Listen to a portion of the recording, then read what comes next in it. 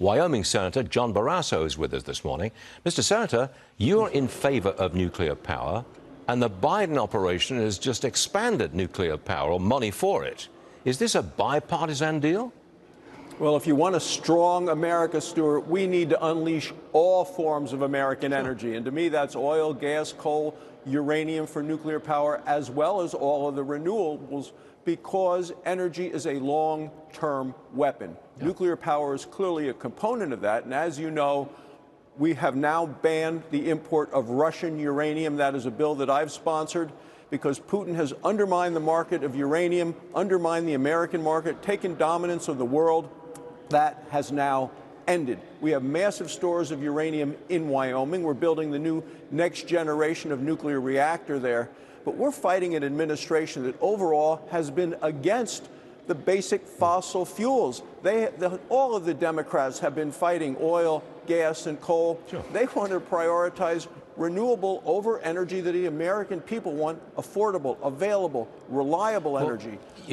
We need all of the energy, and that's the best way to really strengthen our country, is to do that with a new president with an all-of-the-above energy strategy. Let me just press harder on nuclear power. You've got to, it's not an experimental nuclear reactor in Wyoming. It's a fully functioning nuclear plant, as I understand. How long does it take to get it up and running? Well, permitting takes a long period of time because of the foot dragging by the federal government. The goal is to get that done. Construction's already begun. We're doing it on the footprint of a retired coal-fired power plant because the transmission lines are already there. This is the next generation, small, modular. You can put several of them together in locations where there's already a footprint. It's the way of the future for nuclear power. They're ideal. These smaller, modular nuclear power generators, they're perfect for these data centers, which require an enormous amount of power. Is that what you're aiming at? Well, you're absolutely right. Look, in the next 5 years, because of data centers, because of artificial intelligence, and if there is a push for electric vehicles, look, I'm against what this administration is trying to do there. But the amount of energy going to be needed in this country in 5 years from now is like adding an entire new California to the grid. We need all of the energy. And in the fight for AI against China, China is continuing to bring on massive amounts of all forces of energy.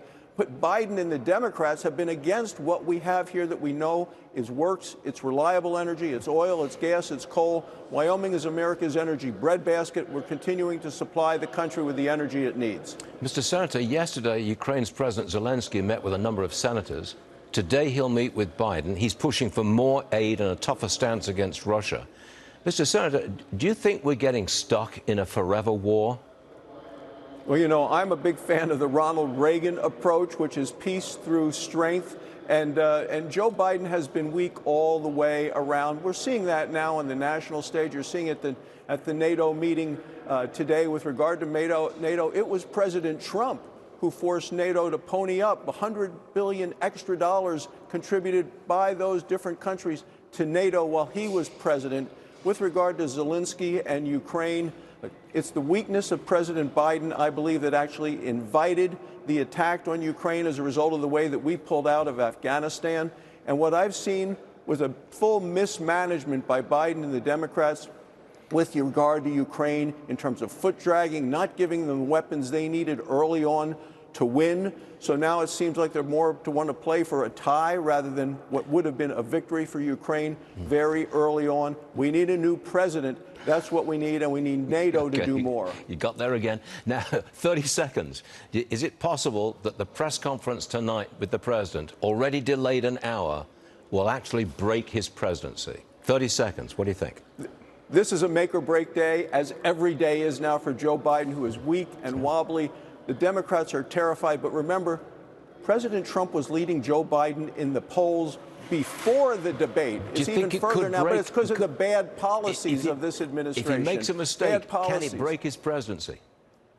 Well, every day is a make or break. It's the policies that have broken this administration. It's why we need a Republican House, a Republican Senate, and a Republican president. It's not his policies that's going to break him now. It's his cognitive degeneration. That's what breaks him now, if he's going to break. Mr. Senator, I'm terribly sorry. I keep interrupting you, and I'm out of time.